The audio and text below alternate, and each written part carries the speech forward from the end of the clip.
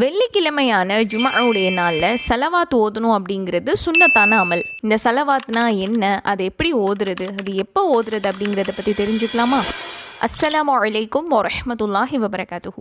முஃமின்களின் முன்மாதிரி அப்படின்னு சொல்லப்படக்கூடியவங்க தான் இறை தூதர் ஸல்லல்லாஹு அலைஹி வஸல்லம். அவங்கள நேசிக்கும் விதமாக நம்ம அவங்கள புகழணும், அவங்களுக்காக சில பிரார்த்தனைகள் செய்கிறது தான் சலவாத் அப்படின்னு சொல்லப்படுது. சலவாத் அப்படின்னா அருளை வேண்டுதல், அருள் புரிதல் அல்லது பிரார்த்தனை செய்தல், இதெல்லாம் தான் அதற்கான பொருள். முஃமின்களாக இருக்கக்கூடிய நம்ம ஒவ்வொருத்தரும் நபி ஸல்லல்லாஹு அலைஹி வஸல்லம் அவங்க மீது சலவாத் சொல்கிறது அப்படிங்கிறது நமக்கு இருக்கக்கூடிய ஒரு கடமை. சொலவாத் பொறுத்த வரைக்கும் இதில் நிறைய வகைகள் இருக்குது. நமக்கு எது நல்லா தெரியுமோ அதை நம்ம ஓதிக்கலாம். உதாரணமாக சலவாத்திலே சிறந்ததாக சொல்லப்படுவது நம்ம தொழுகையில் அத்தஹியாத்திற்கு பிறகு ஓதக்கூடியது. அல்லாஹும்ம ஸல்லி அலா முஹம்மதின் கமா ஸல்லைத அப்படின்னு ஆரம்பிக்கக்கூடிய இந்த சலவாத்தை கூட நம்ம ஓதிக்கலாம். அதே போல் சொலவாத்தை நம்ம